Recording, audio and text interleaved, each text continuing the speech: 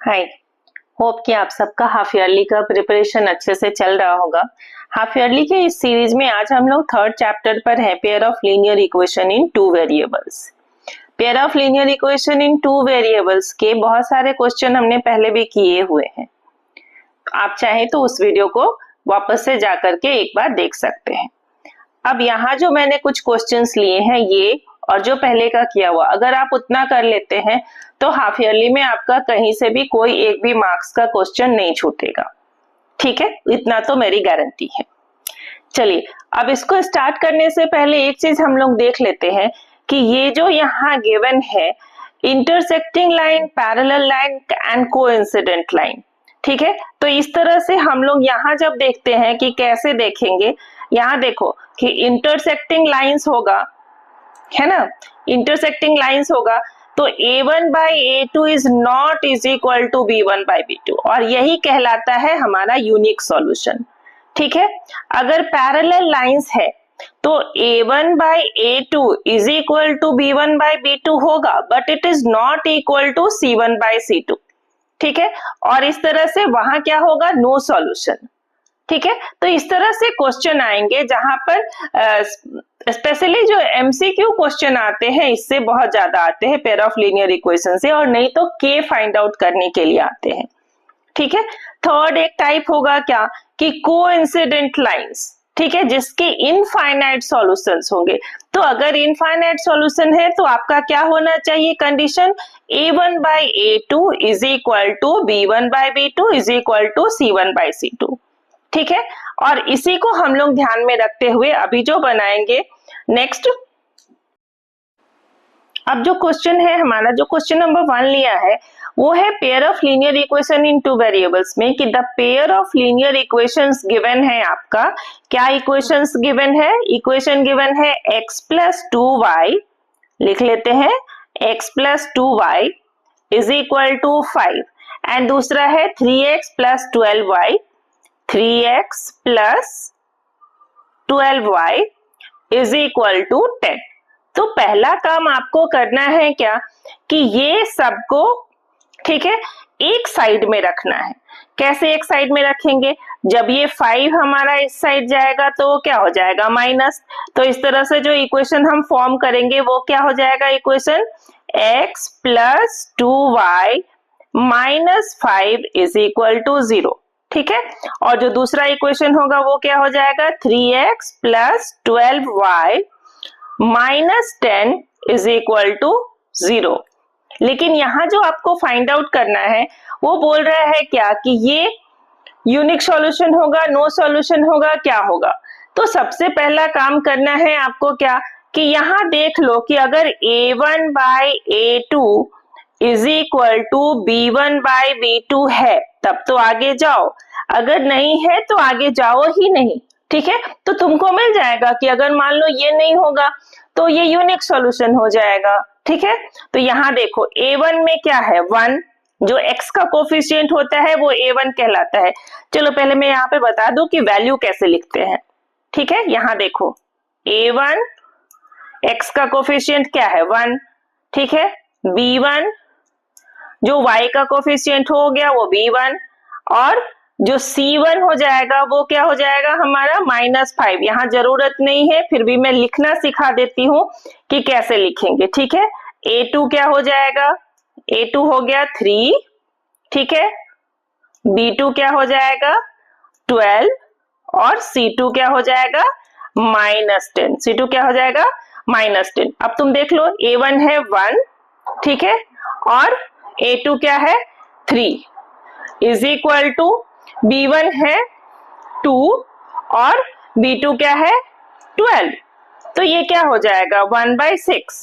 तो दोनों इक्वल है, नॉट इक्वल टू, तो ये इक्वल नहीं है। जब अगर इक्वल नहीं है तो जो हमारा आंसर हो जाएगा वो क्या हो जाएगा, यूनिक सॉल्यूशन। ठीक है, तो यहाँ पर क्या लिखेंगे हम लोग, आंसर हो जाएगा ए, यूनिक सॉल्यूशन। सही है। चलिए अब आते हैं हम लोग क्वेश्चन नंबर 2 पर। ठीक है, क्वेश्चन नंबर 2 क्या है, क्वेश्चन नंबर 2 में है for what value of k the following system of equations has a unique solution. यहाँ यूनिक सॉल्यूशन पूछ रहा है, ठीक है। तो जब यूनिक सॉल्यूशन उसको चाहिए तो हम लोग क्या लिखेंगे कि A1 बाय, जब यूनिक सॉल्यूशन पूछ रहा है तो चलो पहले हम लोग इक्वेशन लिख लेते हैं यहाँ ताकि क्लियर रहे, ठीक है। ये तुम्हारा हो गया equation kx plus 2y plus 3, ठीक है, प्लस हो गया 3, ठीक है। और दूसरा इक्वेशन क्या हो जाएगा हमारा 3x plus 6y is equal to है 10। तो इज इक्वल टू 10 है तो उसको हम लोग क्या करेंगे, इधर ले आएंगे तो ये हो जाएगा -10 इज इक्वल टू 0 और ये हो गया हमारा 0, ठीक है। अब यहाँ तुमको चेक करना है कि यूनिक सॉल्यूशन, तो यूनिक सॉल्यूशन में क्या होना चाहिए, A1 by A2 is not is equal to B1 by B2, सही है। अब B1 बाय B2 तो यहाँ क्या लिख लेंगे हम लोग, A1 क्या है, अब तो पता है कि कैसे लिखते हैं, A1 हो गया k, जो x का कोफिशिएंट होगा वो हो जाएगा A1, तो A1 बाय k बाय 3, ठीक है, is not is equal to B1 क्या है 2 और B2 हो गया 6, इसको रिड्यूस कर लो, ये हो गया 1, ये 3, ठीक है। इस 3 को अगर रिमूव करना होता है तो हम दोनों साइड में क्या करेंगे 3 से मल्टीप्लाई कर लेंगे, ओके। अब ये 3 से ये 3 रिड्यूस हो गया, ये 3 से ये 3 रिड्यूस हो गया, तो तुम्हारे पास क्या आया, k should not equal to 1, ठीक है, यही आंसर होगा। तो k 1 के इक्वल नहीं होना चाहिए, तभी जाकर के इसका ये यूनिक सॉल्यूशन होगा। मिल गया आंसर, ठीक है। चलिए अब आते हैं क्वेश्चन नंबर 3 पर। क्वेश्चन नंबर 3 में क्या कहता है कि determine the value of m and n। ऐसे भी क्वेश्चन आते हैं तो इस क्वेश्चन से डरना नहीं है, क्यों, क्योंकि यहाँ क्या पूछ रहा है कि so that the value of linear equation has infinite number of solution. अभी अभी बताया था कि क्या होगा, इनफाइनाइट नंबर ऑफ सॉल्यूशन में अगर जाओगे, ये हो गया तुम्हारा क्वेश्चन नंबर 3, ठीक है। इनफाइनाइट नंबर ऑफ सॉल्यूशन में हमने क्या देखा कि यहाँ है कब, जब A1 बाय A2, इसको ठीक से लिख लेते हैं, ठीक है, A1 by A2 is equal to होना चाहिए B1 बाय B2, है ना, और इज इक्वल टू होना चाहिए C1 बाय C2, तभी होगा हमारा इनफाइनाइट मेनी सॉल्यूशन, ठीक है। अब देखो तुम्हारे पास जो A1 है, पहले हम लोग इसको लिख लेते हैं कि क्या है A1 हमारा, ठीक है। A1 ले लेते हैं हम लोग, यहाँ साइड में मैं लिख देती हूँ, ठीक है। A1 इज इक्वल टू क्या है 2m माइनस 1, 2m माइनस 1, ठीक है। A2 क्या है, A2 है हमारा 3 है, 3, ठीक है। तो इसको लिख लो यहाँ पर 2m माइनस 1 बाई 3, ठीक है। तो एक बार क्या करेंगे हम लोग, इसको c से इक्वेट करेंगे और एक बार इक्वेट करेंगे b से, ठीक है। तो इज इक्वल टू क्या लिख लेंगे हम लोग, इसको हटा देते हैं, ठीक है। यहाँ क्या लिख लेंगे, is equal to c1 by c2। यहाँ देखो c1 क्या है हमारा, C1 इज इक्वल टू है कितना -5, है ना, क्या बताए थे कि इस साइड आ जाएगा, ठीक है। और C2 क्या हो जाएगा -2, है ना, अब तो पता चल गया होगा क्यों माइनस है। अब यहाँ क्या लिख लेंगे हम लोग, is equal to -5 by -2, minus minus cancel, ठीक है। यहाँ क्या कर लोगे, क्रॉस मल्टीप्लाई कर लेंगे तो क्या हो जाएगा 2 इंटू 2, तो ये हो जाएगा 4m माइनस 1 इंटू 2, तो 2 इज इक्वल टू, ये 3 जाकर के इसमें मल्टीप्लाई हो जाएगा तो 15, ठीक है।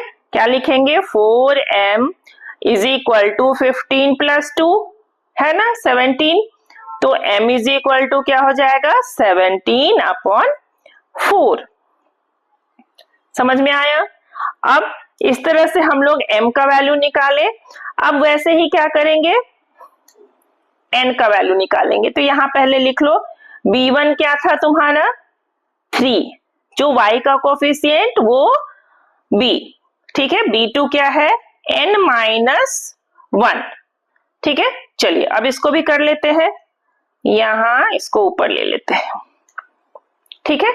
अब देखो यहाँ क्या लिख लेंगे हम लोग b1 बाय b2 है ना, b1 by b2 is equal to c1 by c2, ठीक है।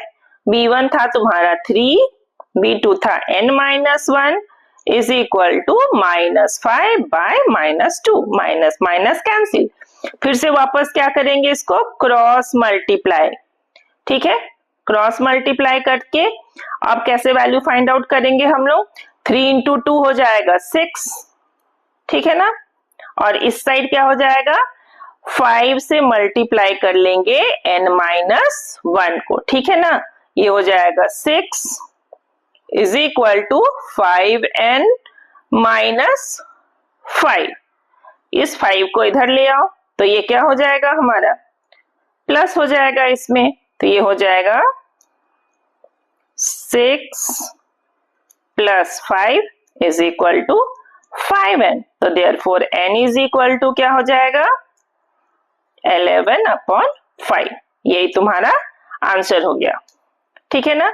एक ये आंसर हो गया n इज इक्वल टू 11/5 और दूसरा आंसर हो गया हमारा ये m इज इक्वल टू 17/4, ठीक है। तो इसमें कहीं कोई दिक्कत नहीं किसी तरह से। चलिए अब एक लास्ट क्वेश्चन देख लेते हैं। और इस तरह से कभी भी कोई भी लगे लीनियर इक्वेशन में कुछ नहीं है, हाँ जो इक्वेशन फॉर्म करने वाला होगा जिसका मैंने पहले भी सॉल्व किया है वो चाहे तो आप उस वीडियो में देख सकते हैं, ठीक है। इक्वेशन फॉर्म करने वाले में क्या देख सकते हैं हम लोग कि पहले क्वेश्चन को 2 या 3 बार अच्छे से पढ़ो, ठीक है। अच्छे से पढ़ोगे तो तुमको समझ में आएगा कि ये क्या कहता है, क्वेश्चन का डिमांड क्या है। ओके चलिए यहाँ क्वेश्चन देख लेते हैं, the fraction numerator of a fraction वाला, ठीक है। सबसे पहला यहाँ काम करो कि लेट द फ्रैक्शन, ठीक है। क्या लिखेंगे क्वेश्चन नंबर 4,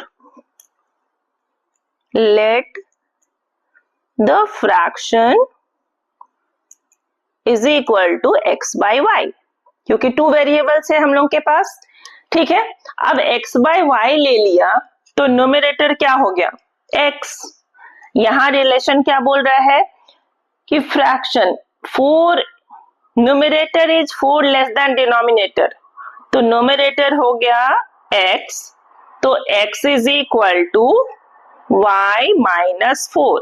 ये आपका बन गया पहला इक्वेशन, ओके।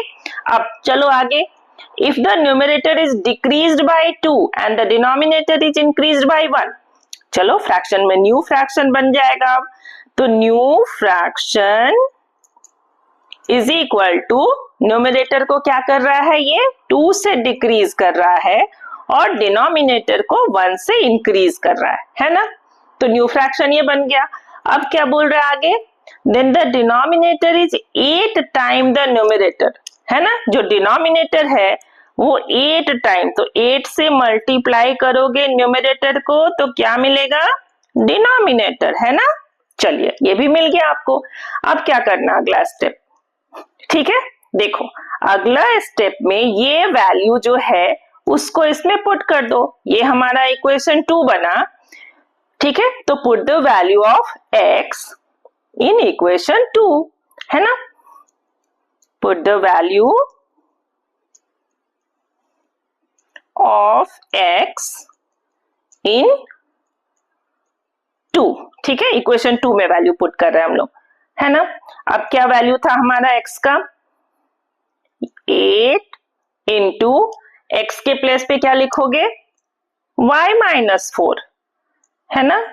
और -2 तो था ही, is equal to y plus 1, है ना। चलिए अब इसको सॉल्व कर लेते हैं। 4 माइनस है और ये 2 है तो ये क्या हो जाएगा 8y, है ना। और -4 -2 -48 इज इक्वल टू क्या हो जाएगा, y प्लस 1।